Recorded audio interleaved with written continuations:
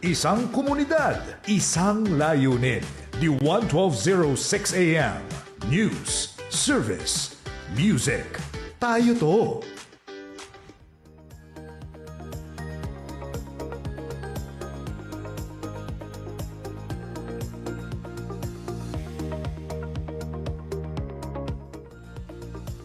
Alright mga kabigay, oras natin 8:20 AM. O eto, ngayon po ay makakasama po natin live dito sa ating studio ang CEO po ng Helios Solar Philippines dito po sa ating bansa. None other than Sir Edmund Martinez. Good morning po, sir. Umaga sa lahat ng nakikinig ng iyong programa. Ayan, sir. Ito, una sa ating nabanggit natin, na pag-usapan natin kanina sa ating introduction, isang magandang alternatibong paraan ang pagkakaroon ng solar panel, pag-install sa ating mga tahanan para makatipid. Correct. Of course, ang kuryente. Aside from that, sir, before tayo mag-start pala doon, may you please introduce Helios Solar sa ating mga tagapakinig ngayong umaga? Ayan po. So, ang Helios Solar po ay isang kumpanya na nagpo-provide ng solar sa mga tahanan ng mga Pilipino. So yun po, we mixed in ng technology para mas maging madali sa mga Pilipino magkaroon ng solar, at most importantly, yung partnerships po namin sa mga financial institutions. So lahat po ng bangko almost we're partnered. So you can get your solar ng mas madali. Yun po ang Helios. Ito, speaking of pagkuha ng solar, alternative way, paano po nakatutulong naman in terms of kalikasan, environment, ang pagkaroon ng solar sa ating mga tahanan? Aside sa pagkakaroon ng pagtitipid, no? Opo, yan po. So, first of all, yung solar po is really a way for us to generate electricity. Kung tutuusin po, ang ating power grid, while more diversified than other countries, malaki pa rin po yung nakadepende sa fossil fuel. So, pag gumagamit po tayo ng kuryente, almost 60% po yan galing sa fossil fuel sources. So, pag po tayo gumagamit, then we are also spending that. But I think, Simon, ang pinaka-importanting dapat maintindihan ng ating mga kababayan dito ay yung pagtitipid aspect. Kasi ang laki ho niyan, sir. Meaning, on average, according to the FIES, yung Family Income and Expenditure Survey ng Philippines Statistical Office, almost 20% ng sweldo ng mga Pilipino spent in energy and utilities. Ang laki, ano? Ang laki, pare. So, kung mai-impluwensya mo sana yon by harvesting what's free, what we have in abundance here in the country, at quite frankly, ngayon, nagko-complain na rin yung mga init na daw. Nako, oo. Ngayon, there's another reason for people to be happy pag mainit. Yes, ang init, nakakatipid ako ng kuryente because yung solar ko is working overtime today. So, super exciting, di ba? So, ang solar energy, hindi naman yan bago sa mga Pilipino. In fact, if you go out the street, alam mo na kung ano yan. Sa watch, meron yan. Sa calculator, sa bahay, sa kotse.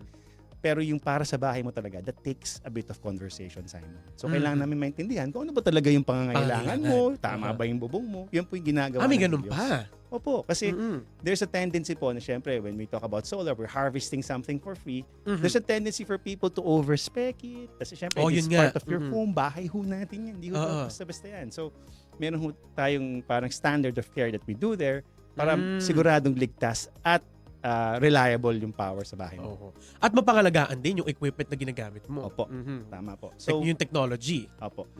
Mabalik lang po tayo doon sa katanungan nyo kanina sa environment. Yan po, napaka-importante niyan. At I think lahat naman po tayo aware na ang kalikasan natin ay kailangang pangalagaan. So yan po isang important step din po para makamta natin yan.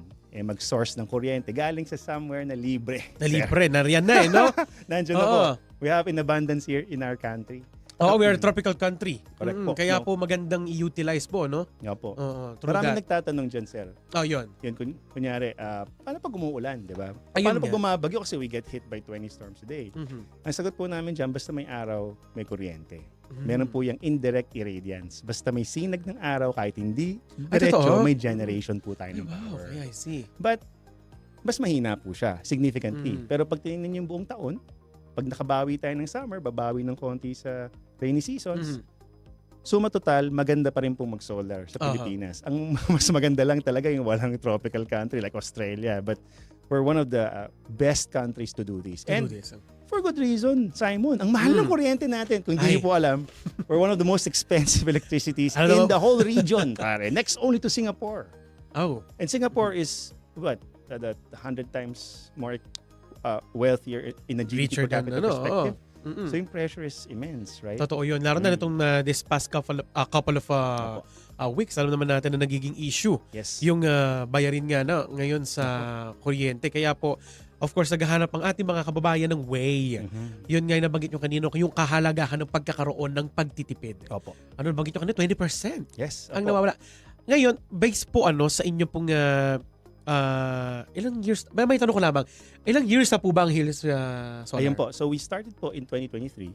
It's a startup po founded Mhm. out of a VC in Singapore, but it's Okay. all po run by Filipinos, by a Filipino wow. team. So tayo po one of the lucky companies who's allowed to operate a solar startup here in the Philippines. The Philippines. Essentially. Uh-huh.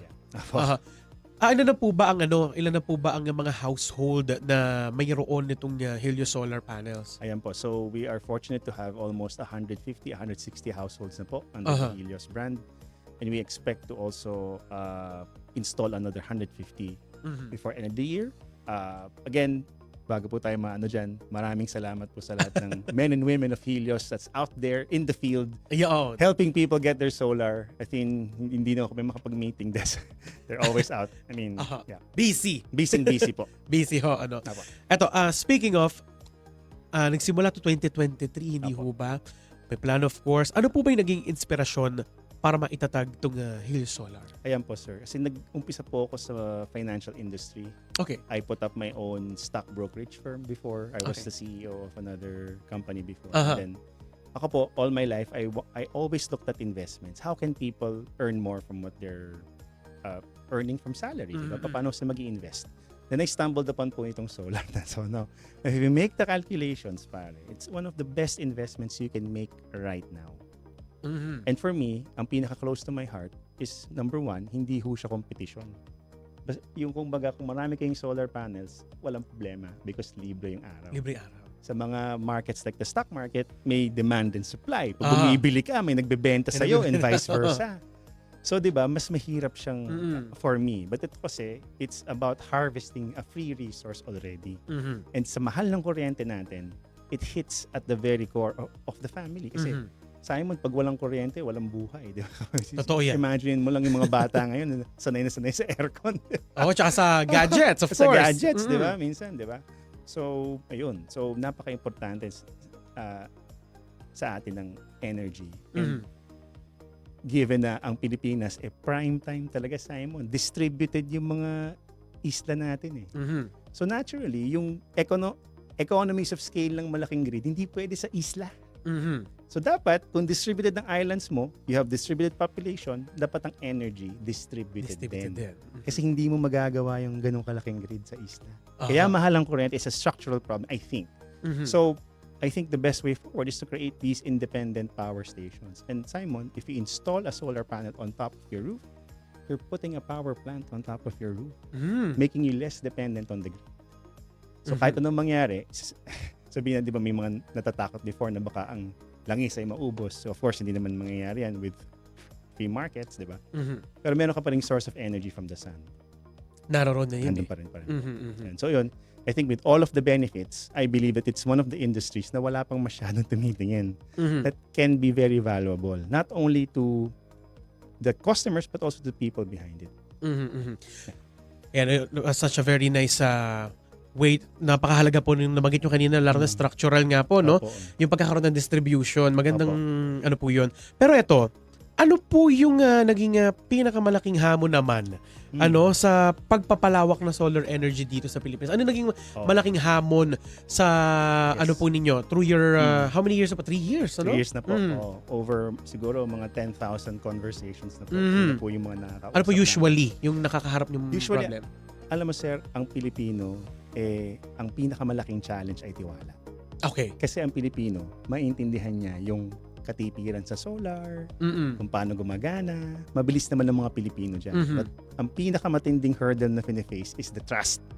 At yan po, bumabati ako sa mga misis ng mga tahanan. Yan po yung naggagawa ng trust na yan. Aha. So, kaya po kami, we do everything we can to build that trust with our customers. So, dumadalaw ho kami. Hindi Okay. lang kami nag-email sa'yo. We try to see your home. Kasi yan ang bahay mo. Kakabitan ko ng solar yan. Kailangan Tapos, makita, kailangan malaman. Makita ko sino nakatira. Aha. Ang ilalagay ko bang battery, bagay sa bata o walang bata? Paano ko malalaman yun kung wala ako doon? If you don't Kasi may have ganung the considerations conversation. din. Yes. Okay. Everything to do with your life. Kasi hindi natin gustong mangyari. Malagyan ka ng solar tapos di mo magamit. Mhm. Like lahat ng mga nakakausap namin na, may solar ako.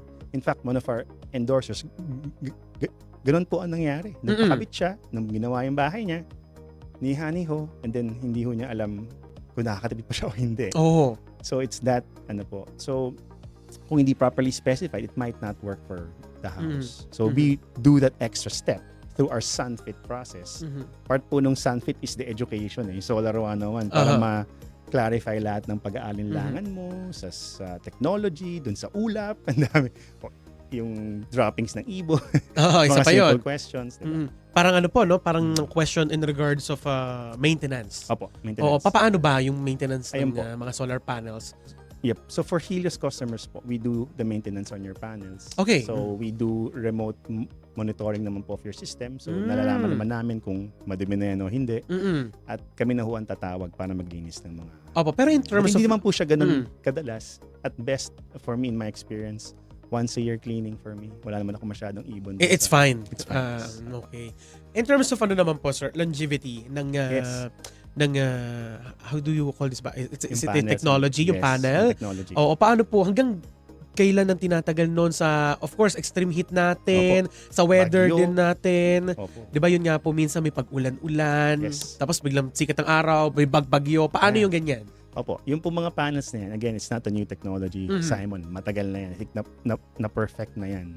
Especially given the rise of renewables in China. Aha. So ngayon po yung mga panels na yan, in terms of warranty, we're only talking about yung guaranteed life of the panels. 25 years. 25 years. Papalitan nila. Pag may production drop outside of specification, papalitan ho ng manufacturer. 25 years. But again, for 30-35 years, gumagana po yan. Mhm. So ngayon, against acts of God, ang mga Helios systems po comes with solar insurance na para Wow. sa residential. So pag nabagsakan kayo ng bato, whatever, ayos po yan. Yung mga Maayos inverters naman po, again, yung warranty lang po masasabi natin, some 10 to 15 years, depende sa budget ninyo. Yun po. So but again, the operating life can be longer than the warranty. And yun po ang pinaka-importante sa mga tao na nag-consider to get their solar is to look at after-sales care. Kasi dyan po nagkakaibang Okay. lahat. Now, si Helios po, yan naman ang minamaster namin. Minamaster. Yung after-sales. Kasi hindi ko mga perfectong systems yan. Sometimes, of course, yung interview namin, hindi kompleto, hindi nasabi sa amin lahat ng pangangailangan. Hindi May mga, kompleto yung ano SunFit, pala, di ba? oo. O may mga, nagbago pala ako ng work, 8 pa pala ako umuwi. Ang gamit ko, 9 onwards, di ba? So that we have to consider.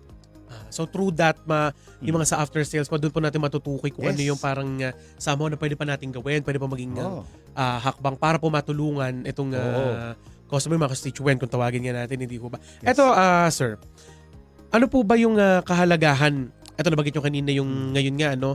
Yung importansya nga po ng pagkakaroon ng solar panels since mas maganda po na distributed yung energy sa ating bansa, ano? Ano po ba yung kahalagahan ng pagkakaroon o mas gawin nating accessible yung renewable energy para sa bawat Pilipino? Oo, yun. First of all is the savings. I think ang hindi pa natin na-touch on, Simon, is the resilience. Alam mo naman how pummeled we are by these storms. And yung isang karanasan namin, solar panels, solar systems improve the resilience of Filipino homes.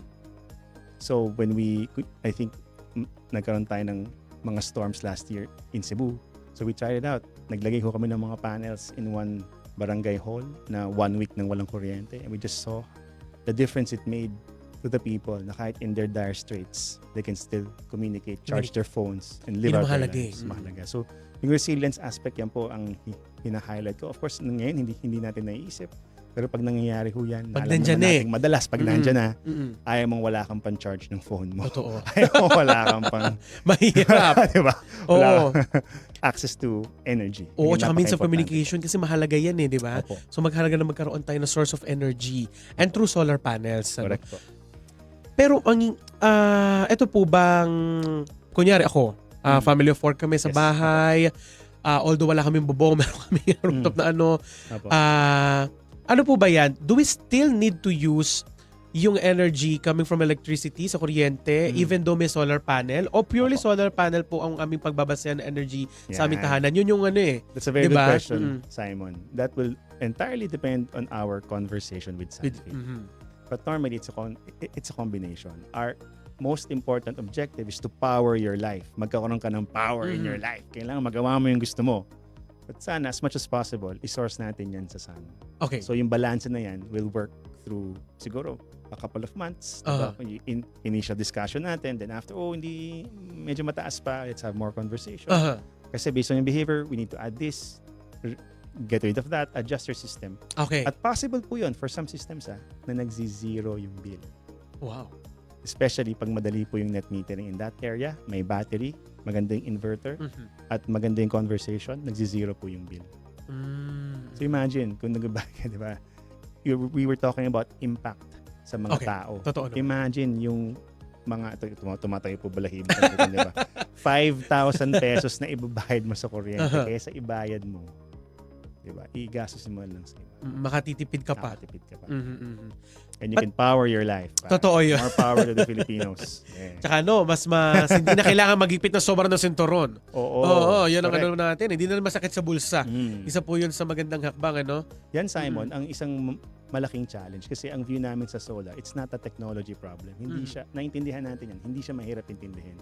Ang pinakamalaking problema is affordability. Kaya Totoo. ang pinaka-unique sa Helios, Simon, is our partnership with over 20 banks and financial institutions. Wow, okay. Partner ho kami ng mga tech companies, si GCash, BillEase, Home Credit. We're partnered with every card imaginable that you can swipe. 5 years, 0% interest. Ay, wow. Pag kayo mag-refinance ng loan through solar mortgage, isasakay niyo yung solar sa inyong mortgage, the solar will help pay for your mortgage. 25 years po yung mga mortgage. Meron ho kaming mga upcoming deals with government institutions like home mortgage institutions, making it available to as much people as possible. Ito speaking of nabanggit nyo, no, yung mortgage nga, ano, Apo. paano ba nagsimula yung konsepto ng solar mortgage? Tapos paano ito nakatutulong para sa mga ordinary Ako, Pilipino? yan po. Kasi yung pong mga tao, when we buy our homes, usually through a financing institution, pag po may need for these homes to refinance their loans, di ba? May bigyan silang lock-in rate, tapos pag natapos yung lock-in, then Ayun na yun. sometimes they will have to refinance. Or sometimes kahit bagong bahay, when they put solar on top of their roofs, yung solar cost nasa-stretch dun sa life of the mortgage.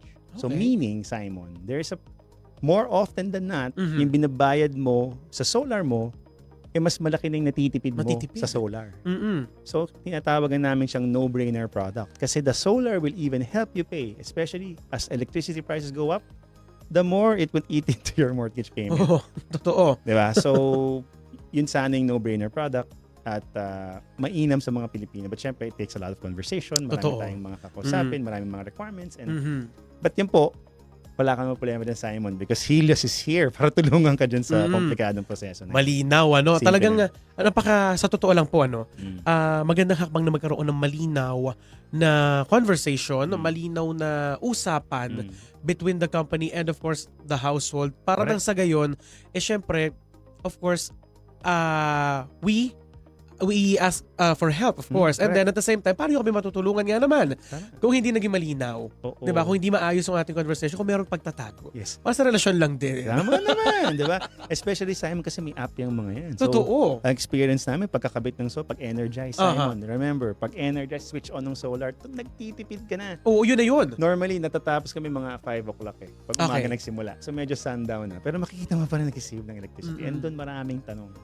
Ba't ganito? Ba't ganito? Oo. Ang tendency ng mga Pilipino na excite. Uy, libre yung kuryente ko. Oo, akala nila. Bubuksan lahat ng aircon. Iyaro na nila naman lahat yun. Pero sa akin, in my particular case, I pay the same electricity pero may aircon yung family ko. Di ba? So it's a bit of convenience that I can still have. So yung mga Pilipino, syempre ngayong summer, Napakainit pa naman. Napaka-alinsangan ng panahon. So yung, di ba, you're using the energy to again, power your life. Power your life.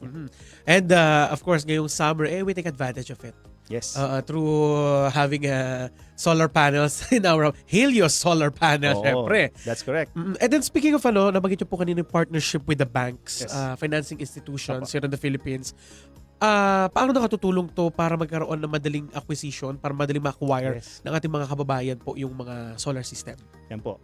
First of all, maraming salamat sa mga partners namin. It's all Uh-huh. the major banks, Mhm. BPI, BDO, Security Bank, all of them. Thank you so much. But again, it's helping people acquire talaga. It's the function of financial markets, Uh-huh. Simon. So, every time we buy something valuable like kotse, bahay, we need financing to access. At Mhm. ganun din po yung ginagawa nila for solar. Although hindi ho kasing mahal ng kotse most of the time. But sometimes pwede rin po. Pwede yun. rin.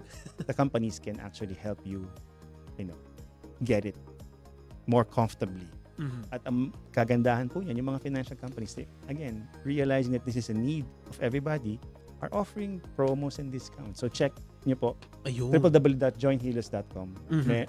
Meron po tayong form doon. And I think our people can tell you all about the promos. I think Mhm. iba-iba yan. For some cards, we offer 10% discount. Mhm, mhm. Some offer, Yun talaga, nakikiisa po sila sa pag-ano, no? Nakikiisa sila sa pagtulong. Opo. Of course, sa ating mga kababayan, para mailapit itong isa sa mga magagandang pagkukunan ng renewable energy, which is itong Correct.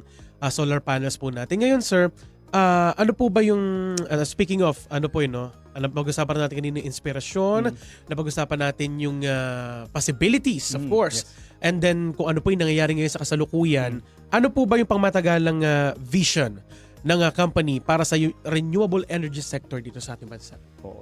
Simon, ako kung Ito vision medyo, ang usapan, I can talk about it for 3 hours. But to medyo contrite version. Mhm. Siguro ang vision ko lang, Simon, is bawat may usapang bubong, bawat usapan na, involving your domicile, yung titirahan mo, dapat solar is the first conversation there. And because of technology, because of financial technology also, because of our partnerships, it makes it easy for people to get it. Dapat yan commonplace. As instant as other developed countries who've realized this, Simon. In Australia, pag usapang bahay, laging parte ng usapan yung solar.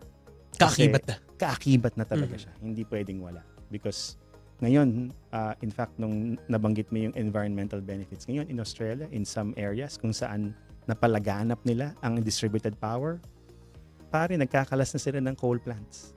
Pinapatay na nila yung coal plants. Wow. Because the battery prices have gone down so significantly that they can compensate.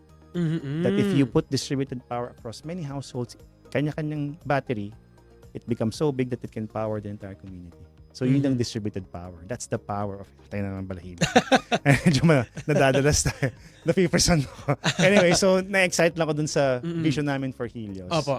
Especially because we added also technology into the bit. So yung Okay. mga powers natin in fintech before, ginagamit po natin sa solar para mas maging madali at exciting, or di ba? Maging essentially mas madali for Filipinos to get solar energy.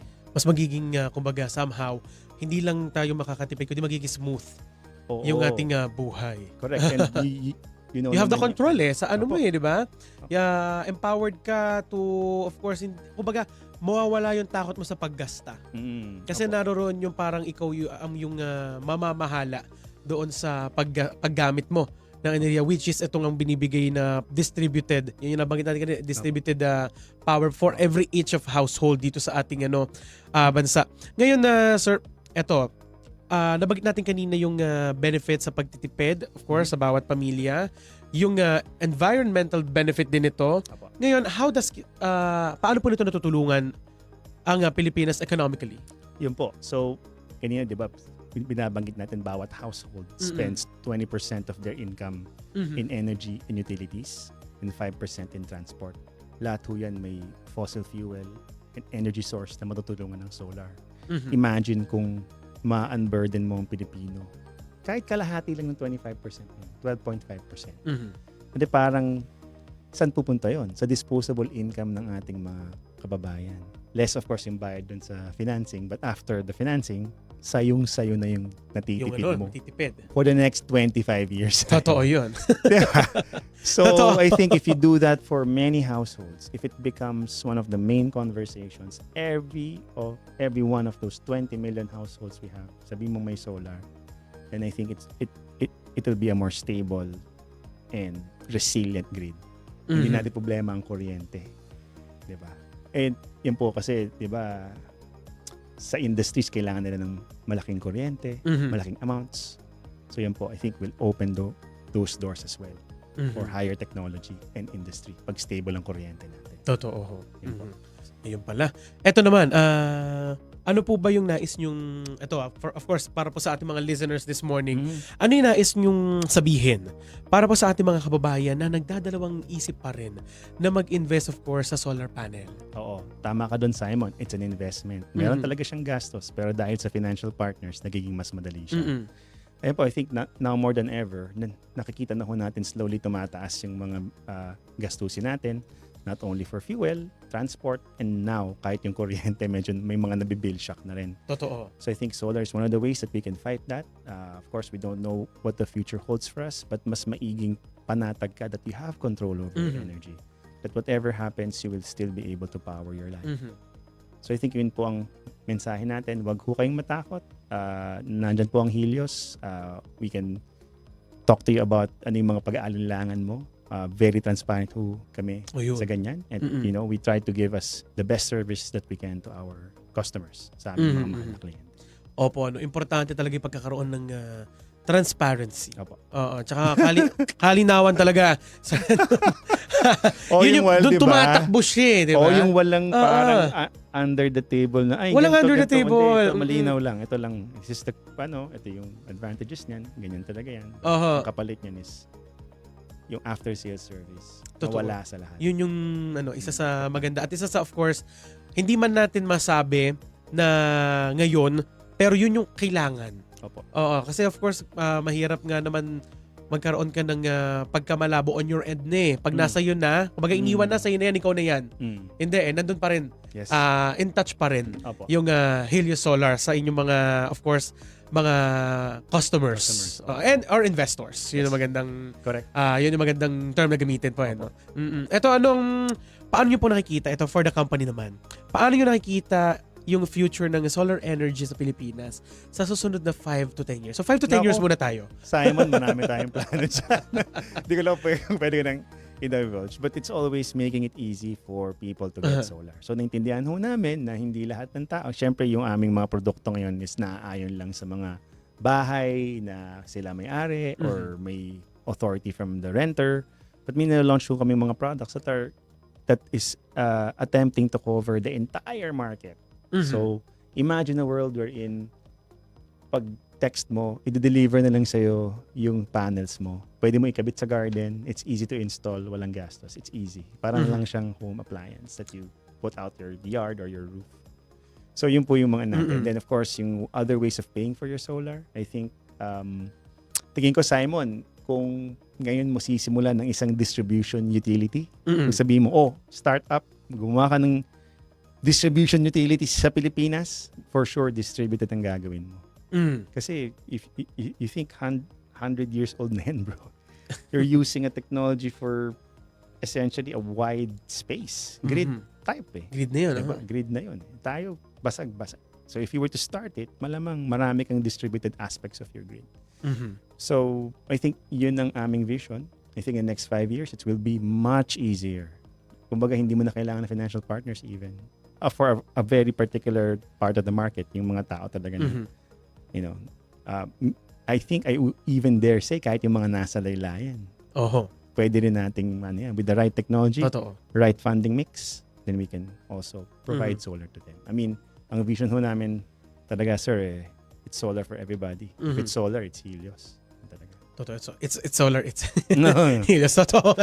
Ito po, matanong ko lamang po, of course, for the sake of our listeners and then sa ating mga tagapakinig ngayong umaga at nanonood, how do we reach Helios Solar? Yan po. So, first off, punta ko kayo sa website, www.joinhelios.com. So, Helios, Helios, helios.com. Yan po. And then doon na magre-register? Paano Meron ba po ang doon. proseso So, nun? click the start a consultation, answer a few questions. Okay. Yan po para mas mapadali lang yung address ninyo, kung yung conversation ho natin ng Sunfit nando na. And then after like say 6 hours to 12 hours, tatawagan ho kayo ng Helios agent para i-confirm yung mga sagot ninyo and have that conversation. Mhm. Now that call po will schedule a person to go to your house para makita yung bahay mo. Doon na po parang makausap magkakaroon ng ka. inspection. Inspection, correct. Aha. Na hopefully kasama po si spouse kasi more often than not it's sa Pilipinas po it's Totoo always yan. the husband and wife. Totoo. Diba? The husband checks the logic and the math. The wife is the heart. It's You the heart. feel Totoo. it's kung if you check out. Diba? Ang vibe Mm. check yung asawa. So gusto namin lagi pag dalaw namin Partner, si magkasama. husband and wife nandun, kahit yung kids nandun, para they are also comfortable. Mm-mm. Yun. Tapos pag nangyari po yun, we check the house, we finalize the design, and then we schedule the installation. Okay. So normally po yan. Mabilis lang Oh, nagiging proseso. mabilis ang proseso. Wala pang isang linggo. Yung kung magtapat po ang schedule kahit bukas. Kung magtapat ang ganun. schedule. Kasi po, Mm-mm. dalaw lang naman yan at short conversation. Ayun po. Mhm. Kung masagot po yung form sa website, mas madali po nangyayari yun. Opo. Ngayon, yung installation, yan po ang kailangan ng scheduling. Kasi Mm. yung schedule ng homeowner, mga permits, pero Ayusin kami po pa yan, bahala syempre. dyan. Ito naman, bilang pangwakas sa ating diskusyon and interview this morning, sir. Bilang isang kumpanya po na nagsusulong ng clean energy, of Mhm. course, ano po ang pinaka mahalagang mensahe ninyo para sa mga kabataan at syempre sa susunod na henerasyon? Simon, alam mo, the time is now. Never has it been easier to put up companies and put your ideas out there. Kumbaga ngayon, pinakamadali na gumawa ng produkto at ibenta sa mundo. Mhm. 'Di ba? Meron tayong internet, we have now AI tools, we now have ang kailangan karanasan. So sa mga kabataan, go out there, explore. Clean energy, napakalaking mission. Swerte lang tayo, yung mission natin solves a lot of the problems, pati environmental, and of course yung hanap buhay din natin. Pero go out there and find your passion. Totoo. And most importantly, build something. Yun. All right, ayun, grabe, napaka-wisdom. Grabe ang wisdom na ibinahagi sa atin ni Sir Edmund this morning. And of course, huwag niyo kakalimutan na anong website po ulit yun para po sa ating kababayan, doon po sila pwedeng mag-inquire. Yes, so joinhelios.com, www.joinhelios.com, or punta lang kayo sa Facebook, hanapin niyo po yung Ay, may Solar. Facebook. Yes. Helios, yung page na may check, nandun po yung mga ads ko. Ay, yun! So, punta rin kayo sa Facebook. I think there's also at Join Helios. Sa TikTok, yung mga tao na gumagawa ng mga memes doon if you are in for entertainment. So, nandun po yun. At Join Helios din tayo sa TikTok. All right, maraming salamat po Sir Edmund sa inyo pong oras at syempre sa pagpunta po dito sa ating programa, dito sa aming studio at sa inyong oras ay binahagi para po sa ating mga kababayan. Ayan ayan po, hinihikayat na po kayo ni Sir Edmund na gumamit ng solar energy dito sa ating bansa. We should utilize, of course, nasa tropical country tayo. Ngayon, summer ang init at nasa sa atin pa yung power to control. Nandun na yung mawawala yung kaba natin. Yes. Tayo we are empowered if we use Helios Solar. Yeah, more power. More power, of course. All right, mga kababayan, oras natin 53 a.m. na pala. Bilis pala ng oras natin. O, eto na.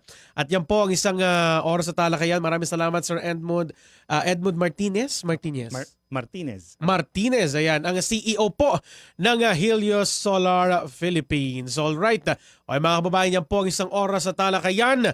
Hinggil po sa mga issue at impormasyon na konektado sa bawat buhay at pamumuhay ng bawat Pilipino.